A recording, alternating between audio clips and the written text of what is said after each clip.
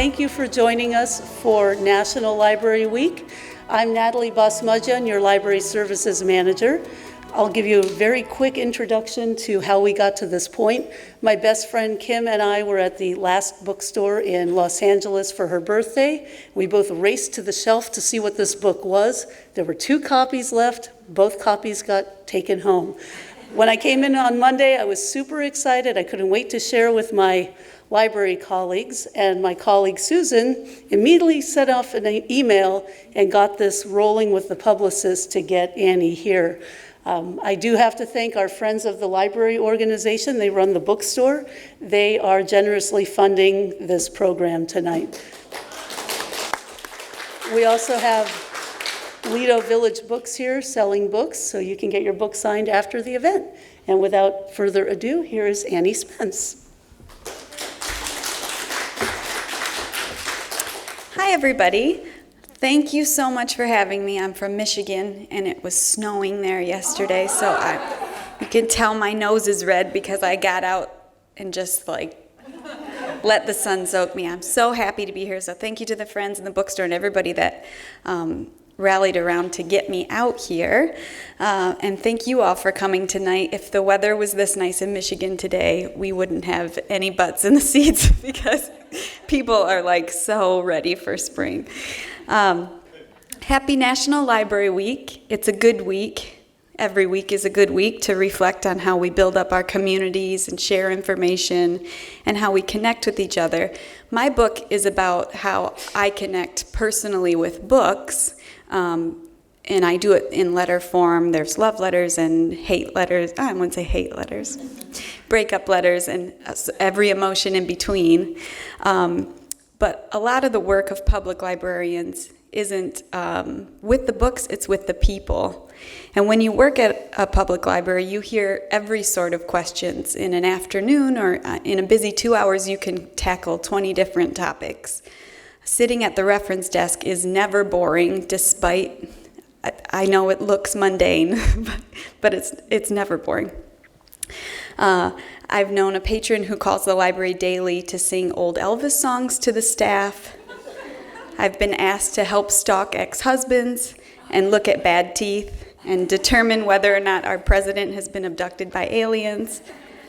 I've found shelters for people for the night and edited resumes and remembered the names of titles stunted on the tips of scores of tongues.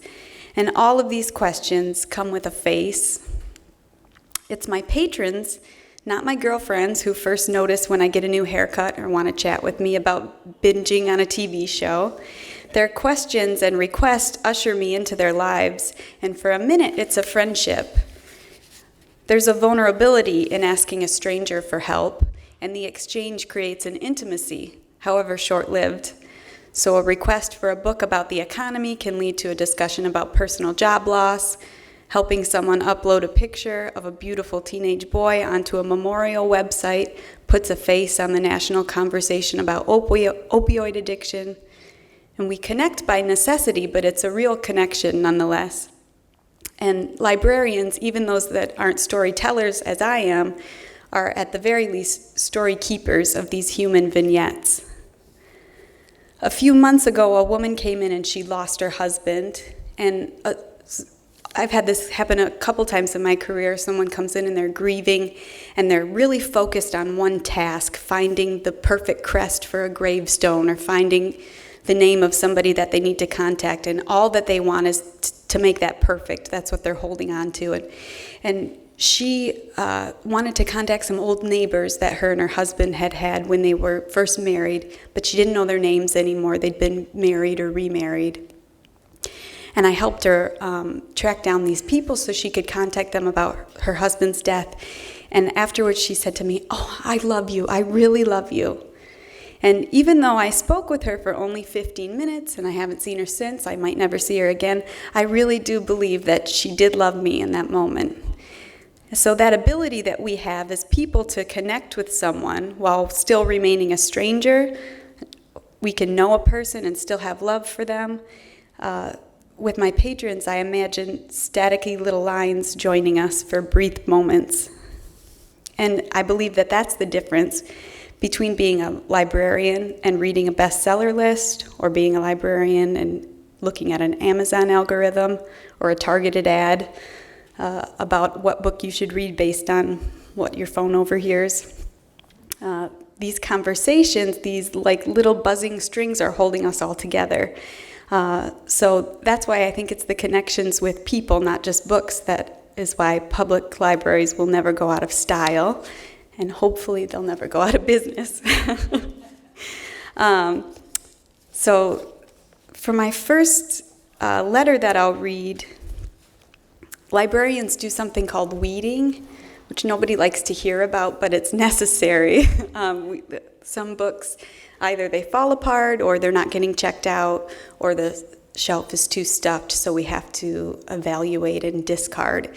And a lot of the letters that I've written in here are to books that I've had to discard. So I'm going to read one example of a book I was sad to discard, and then another a book I was not sad to discard, because that happens as well. We don't love all books equally. So this first letter is to Matilda by Roald Dahl. Dear Matilda, I've wanted to write to you for so long, since I was just a kid, before I had the right words to tell you how much I loved your dark humor, or thank you for making a bookish girl with DIY bangs like me the hero of a story, or tell you that I still think of Hortensia every time I see someone mowing down a bag of greasy potato crisps. I've always wanted to write you, but I never did. The truth is, I grew up. And now that I'm finally taking the time, I'm afraid this must be a very different kind of letter. It's time for us to part, Matilda. Someone stole a few of your pages, or more likely, they fell out. You are frail, and your complexion has darkened with age. The part of you missing includes the introduction of Miss Trunchbull, an essential piece of your narrative. Without all of your story held together, you're not making much sense. Maybe your pages have slipped behind a bedside table or been muddied on the floor of a school bus. You've been inside the backpacks and under the beds and in the grubby hands of over 50 precocious children, as Miss Honey would say. I wish I could give you to 50 more, but it seems we've run our course. Taking you out of the library is like simlesses. Do you know what simlesses are? It's what my mom called it when we couldn't afford to put chocolate on s'mores. That's right. Before I met you, I was just some poor kid eating generic graham crackers and marshmallows like that's even a real snack. And also being forbidden to watch Pee-wee's Playhouse because Pee-wee got caught at the nudie theater. My folks were at their wormwoodiest. And then I found you, my first big chapter book. I saw myself in you. I wasn't spunky like Pippi Longstocking or mischievous like Ramona Quimby. I was shy and shabby, with my head in the clouds and in the books. A Matilda. You made me feel like anything was possible. When I was with you, I felt like I could move things with my mind. Yes, I strayed to other books and maybe left you lonely. Spontaneous thrills with the Boxcar Children, Talking Dirty with Judy Blume, and we'll touch on that later. But I always loved you, Matilda. I never wanted it to be this way. There will be other copies of you here, of course, but none with the original cover like you. The others have brighter colors, and Matilda is standing on top of the books or waving her arms, demanding attention, not sitting quietly, thoughtfully scratching her chin and contemplating how to punk her parents. For me, it won't be the same if your cover isn't a little bit raggedy, your pages crumpled, an illustration of Mr. Wormwood's checkered jacket outlined in wobbly pen. The library will be a little different without you, and I'm a little different because of you, and I'm grateful for it. Sincerely, Annie. So that's an example of a book I was sad to discard, and this next letter is a letter to a book that I was not. It's not about discarding it. It's just about disliking it. And a lot of people have very complicated feelings about this book. It's the sequel to the 50 Shades of Grey trilogy, as told from Christian Grey's perspective. Dear Grey, why do people keep asking me if I've read you? Aren't you the same book as the last one of you I said I didn't want to read? But nobody cares. They can't get enough of you. They read your first version, they'll read you, and in between they will have no desire to read anything else. It's like without you, they would just rather be illiterate. It makes me want to shake readers and scream, "You're surrounded by great literature, and this isn't even that dirty." I want to clothe Pablo Neruda poetry with your jacket and hand that out to patrons. And I don't care what you think, Gray. Your silk tie, anal bead, sweet talk, or whatever it is you're saying to get on top of people's nightstands isn't going to work on me. Today, yet another person asked me about you. Have you heard of a book called Gray? It's like 50 Shades of Gray, but from a Christian's perspective. This really happened. This woman thought it was a Christian version of 50 Shades of Grey. So on top of having to politely smile when people say to me, "You're bookish, I've got one you'll love," now I have to explain to a little old lady who only reads Karen Kingsbury novels what erotica is, and watch her pretend to put it back and then pick it up again when I'm not looking. You made me say erotica to an old lady, Gray. I'm going to hate you forever for that. I'm putting you out on the curb where you belong, and I hope someone drops you in the bubble bath they're sitting in when they read you. You're nasty, Annie. I'm guessing that people had similar feelings to me from that book.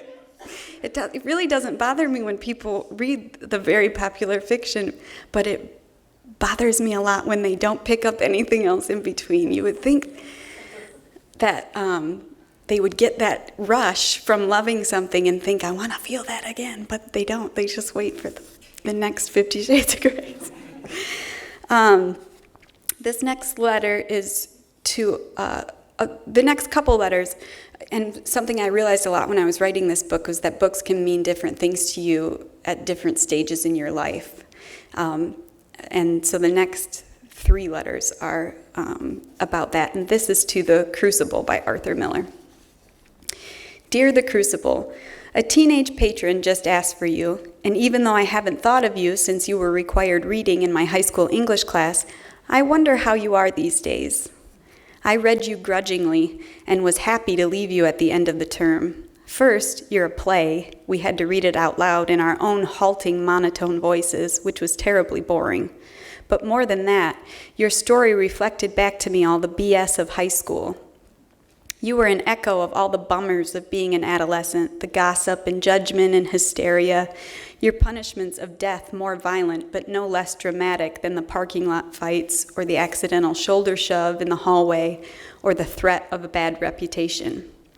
It occurs to me now that there's a reason our English teacher assigned you at exactly this point in our lives, to teach us a lesson about how words can take on a power of their own once they leave your mouth, as young Abigail's did when her accusation about her lover's wife backfired and resulted in his hanging. Or maybe it was a lesson about how judging others tears at the fabric of your community, and then everybody's pointing fingers and all your cows get loose.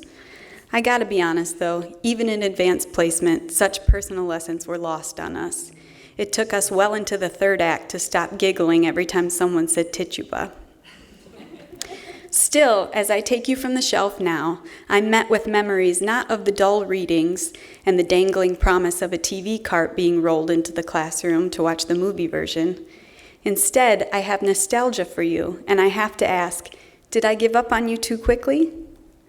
For all the repetitive stage directions and long asides, there were afternoons when my crush might get stuck reading John Proctor's part, and I could daydream about him speaking the words, "I may think of you softly from time to me." Also, my friend Jack and I got a lot of mileage out of passing notes that accused each other of being in the woods with the devil. We called everyone Goody So-and-so for the rest of the semester. So you couldn't have been all that bad. We had some good times, right? Since I saw you last, I've read more about the Salem witch trials in Stacy Schiff's The Witches, Salem, 1692.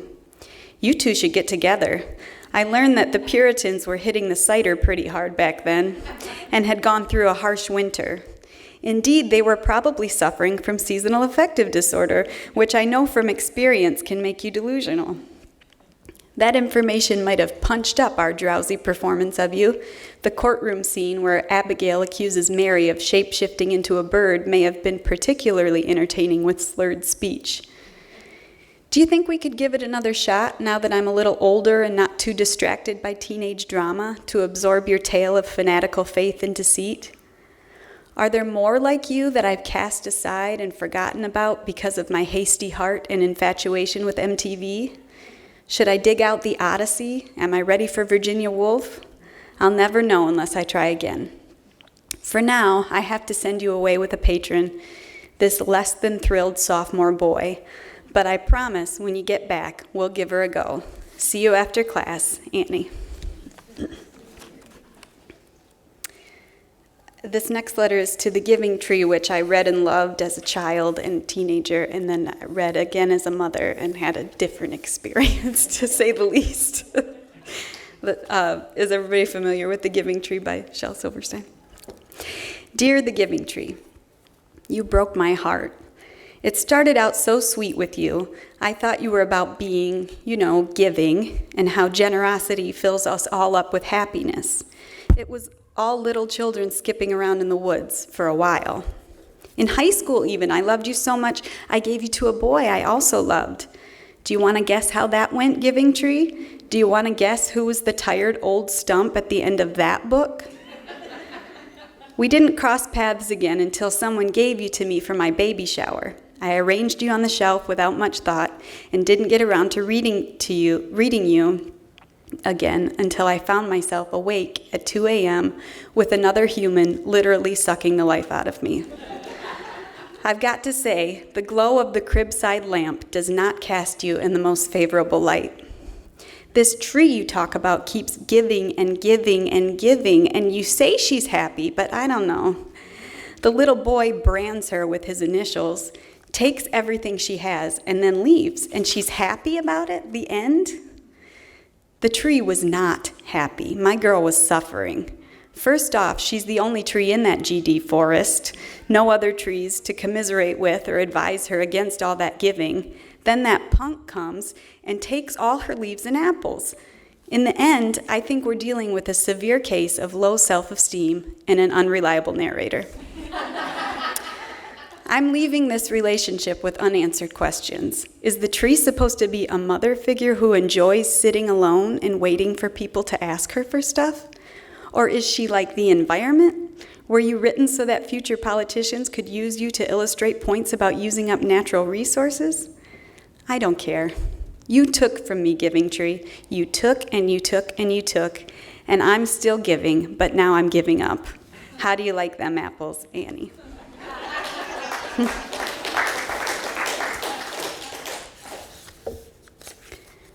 I told you we were going to get to Judy Blume. And since there's a lot of women in the audience, you're probably all familiar with Forever, and this is a letter to Forever by Judy Blume.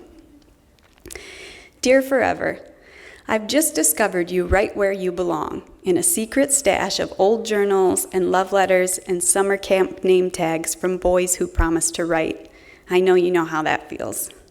I wonder, in the 40-plus years you've been around, how many secret places have you been?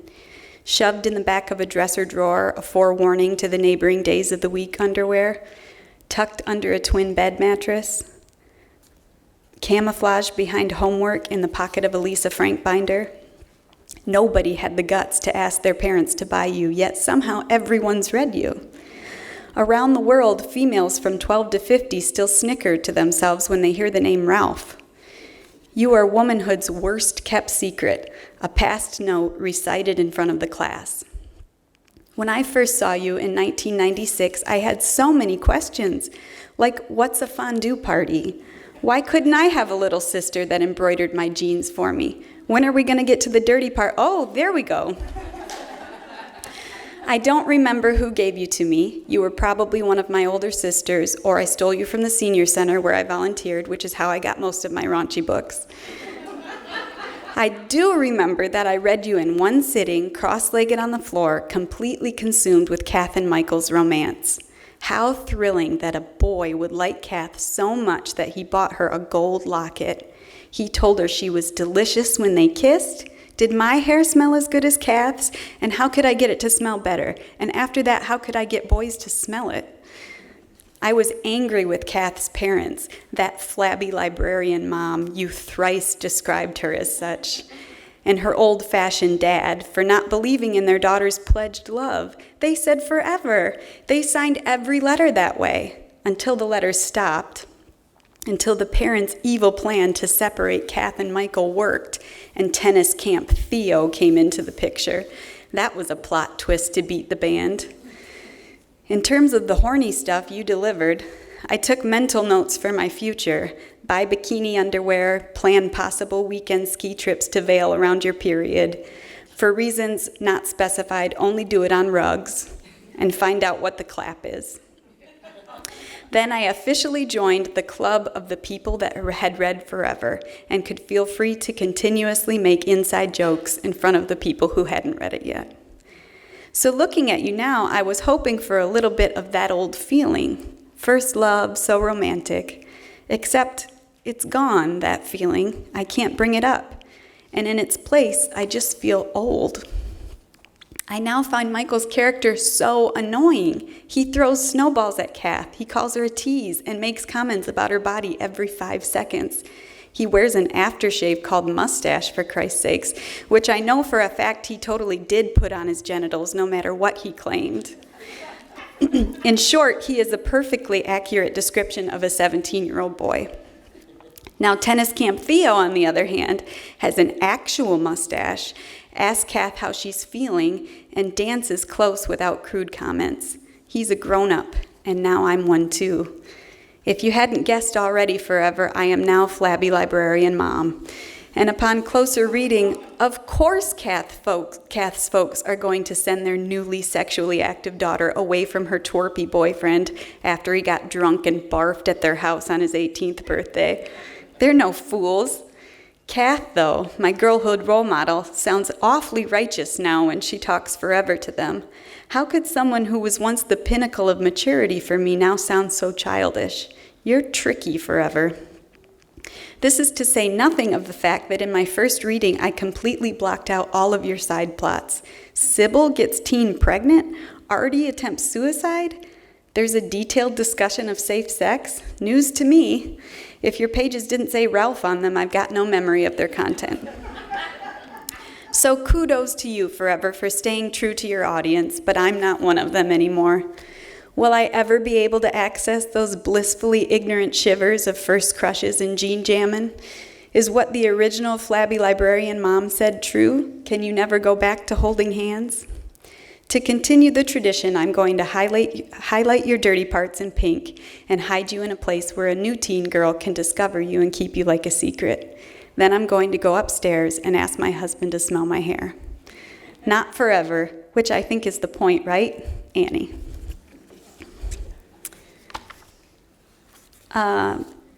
Since I'm in California, I thought I would read this letter to the EZ Rollins mystery series by Walter Mosley, which is a really good crime noir series if you haven't picked it up, by Walter Mosley.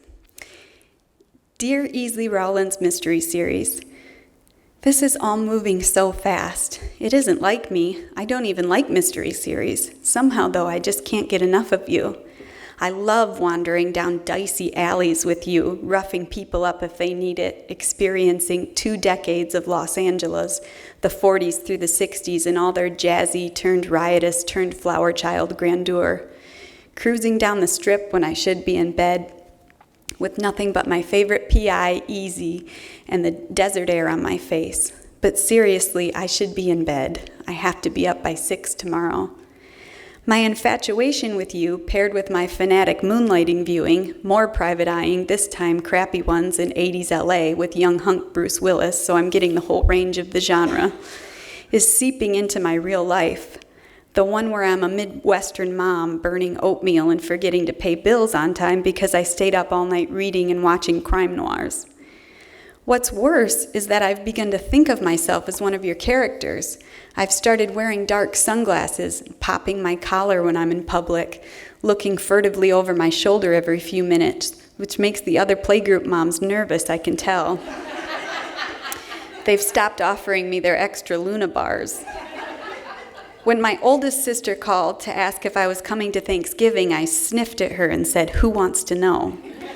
And the other day, I tucked a dollar bill into my coworker's shirt pocket while telling him I'd sure be interested to know if there were any Hammy Sammies left after Jean's retirement party.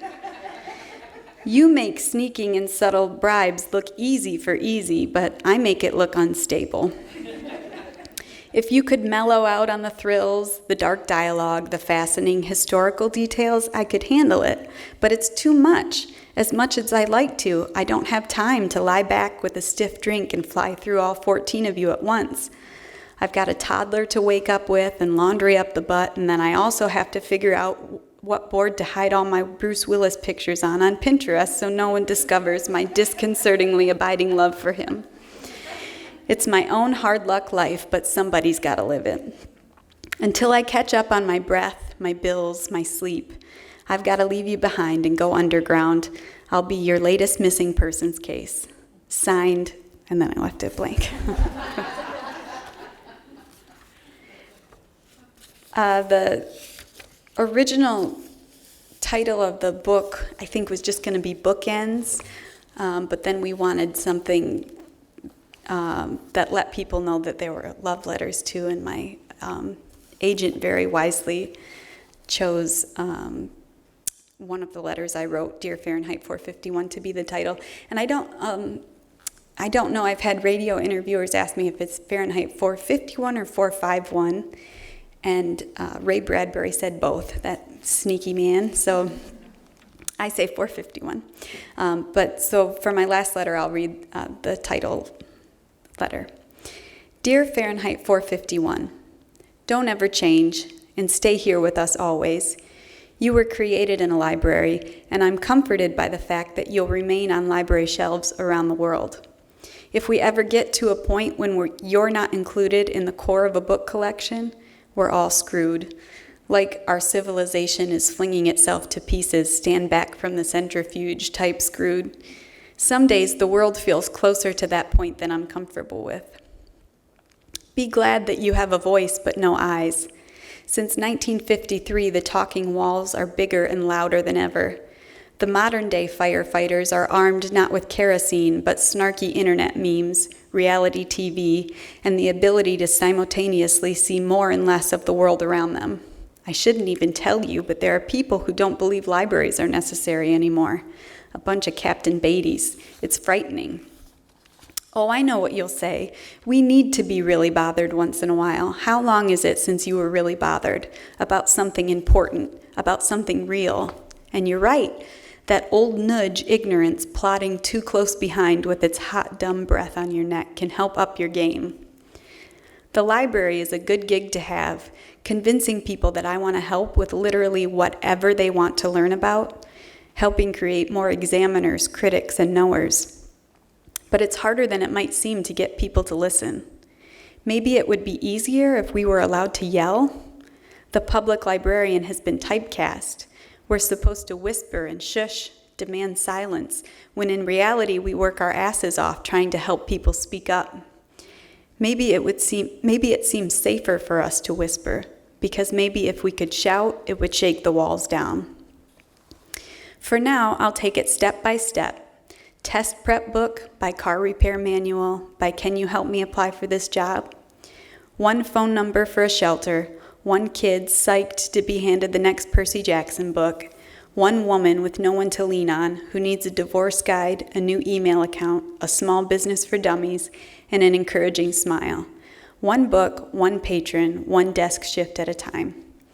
I'll be quiet about it like you, just sitting on the shelf, waiting for someone to come to you with a question she or he doesn't quite know how to ask yet.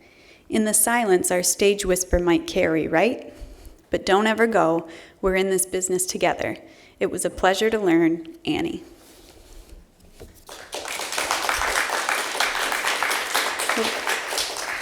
Thank you. That's all I have prepared to read, but if anybody has any questions, I'd be happy to answer them.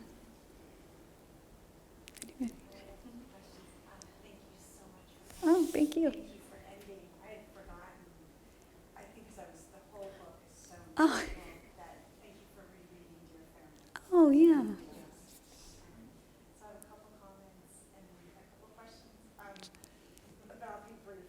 Sure. The first thing is that I realized sitting in this room listening to you, re-listening to the Forever letter, I bought my copy of Forever at Dan's store.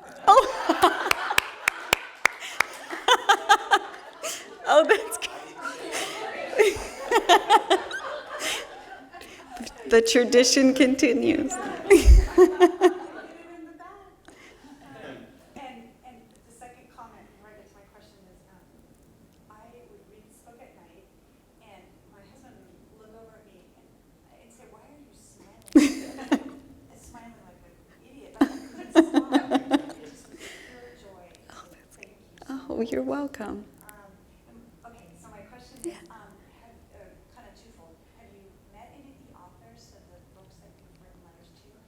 And I'd like to hear that. And then if you haven't, who of all the books that you've written about here, what author would you? Oh, sure.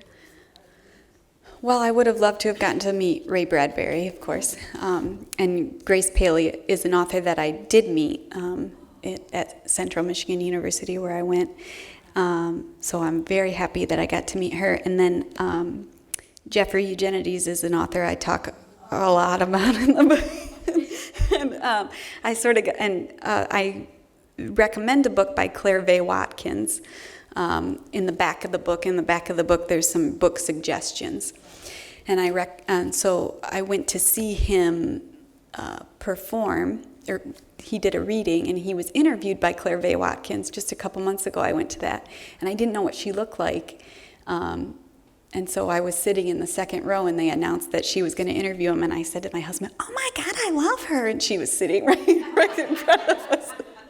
So I did get to meet them both, and I gave Jeffrey Eugenides a copy of my book, and I said, I'm a librarian in Grosse Pointe, and he said, "Oh, what street do you live on?" He said, "I grew up a couple streets down from there," and I had to pretend like I didn't already know that. I said, "Oh." And then I've had a couple, when I did the book reading in my hometown, Grosse Pointe, a woman came up who had been good friends with his mother, and she said, "I'm going to tell him about your book, but he never reads anything I recommend." So those are the authors I've met. I met David Sedaris and Amy Sedaris as well, too. I make a point of going to see him whenever I can. I hope Jeffrey reads your book. I hope so, too, and isn't creeped out by it. I have 3 questions. 1, do you know how you choose books to read? 2, if you pick one up and don't like it, do you finish it anyway? And 3, have you ever heard of the author Laura Franks? Okay, I'll answer the third question first because that's the easiest. I haven't heard of that author, so I'll have to look her up. I used to read every book, even if I didn't like it, sort of hoping it got better. And I had a professor that told me that you had to read books until the end until you were 50. And then you were like running out of time, so you could quit. But I've since stopped. I think I can tell. I've told myself, like, you're not in class anymore. I think I can tell at this point if I'm not going to read a book, and I get if I'm not going to enjoy a book in the end. And I do get, like, I don't know what the right word for it is, but it's like book anxiety about all the books I want to read. And so I just quit, actually, Amelia Earhart's biography because it was boring. And she didn't have a boring life, but maybe I just wasn't in the mood, or... Yeah. And then I pick out books all sorts of ways. I read the lists, I take recommendations. I think Dandelion Wine's one of my favorite books, and that was a recommendation from a hairdresser. And sometimes I just want to feel a certain way, so I poke around in the stacks. I'm lucky enough that I work at a public library, so especially since I had my son, if he's like having an issue, he's scared of storms, like grab that book. Oh, he's having potty training issues, grab that book. I'm like got it all at my fingertips. So I really, something I wish patrons would do more. It's really convenient now to put books on hold online or have a friend recommend a book and pick it up right at the checkout desk, but I don't see as many people browsing. And there are some times that I just pick out a book because it's thin and I feel like reading a short book, or because I like the cover, and those have ended up being really favorite books I found that way. So browsing never hurts, right? In the bookstore as well. Any other questions? Sure. Did you major in English or library science or both? Both. I was a creative writing major, and then my mom called me at my apartment when I was in my junior year of college, and she said, "So what do you think you'll do after you graduate?" And it was honestly the first time I thought about it. I just said, "Well, I'm gonna be write books, Mom," and I did, yes. And actually, up until recently, I was struggling to find full-time work. I am working full-time now, but I wrote an article about how I got my master's in library science and fell in love with libraries as a practical way to supplement my writing, and my writing ended up supplementing my my impractical career choice. So yes, I was a creative writing major, and then I got my master's in library science. So you say you don't read books through if you're not interested, even though you're not 50. Did you read the gray books? I read the first one because so many people are asking about it, and I was like, I gotta see what it's all about. My family all read it, but I don't like to admit this often, but I've only read the first Harry Potter as well. I know there's a time that I will love it, but now I'm waiting for my son to get old enough to kind of read it out loud. I was in college when it came out, and I think it didn't hit me at the right time. I'm curious if you know who Anne Spence is. Her podcast is What Should I Read Next? Yes. That's how I found out about you, and so I was just curious. Yes, I do know who Anne Spence is. I have a Google alert, so I'd known about her website before, but she recommended my book, and then I was actually on her podcast. So, Okay, that must have been before I heard your yeah, because I will go back and listen to it. yeah. And she's coming out with a new book, which I got the opportunity to read ahead of time. So yeah, she's great. Anne Vogel has this podcast where she talks to people, and then she recommends books for them to read, and she recommended maybe 5 books to me that I hadn't heard of. So she got me. She's a big reader. Vogel with a V. Yes. I'm writing a novel. Yeah. Well, I've only have 35 pages written somewhere. So I used to tell my dad, in college I wrote a young adult novel that I never got published, but my father's very proud of me, and so he would say, Annie's written a book, and I would always say, it's a Microsoft Word document, it's not a book. But I really like reading, for lack of a better term, women's fiction, I guess. I like books about women's lives. But there have been a slew of them for the past maybe 20 years about women who have these crises, and they go live in Jamaica, or they go to Europe, or they move into a cabin for a year, or quit their job and do. And I find I don't have as much sympathy for them. So the premise of my novel will be a book about a woman who has a crisis like that, who can't pick up and leave. What do you do when you have to stay at your job and continue raising your kids, and also deal with your messy life? My agent said there has to be a librarian character in this, which of course that's the easiest to write about for me, so there's a librarian character. Does she have to be flabby? No. I think the word flabby should be outlawed. I was so surprised at Judy Bloom. She loves librarians, that she would use, but a different time perhaps. Any other questions? All right, well, thank you so much for having me. I had having a great time in California, and had a great time tonight. So I'll be signing books over here if anybody's interested. Thank you.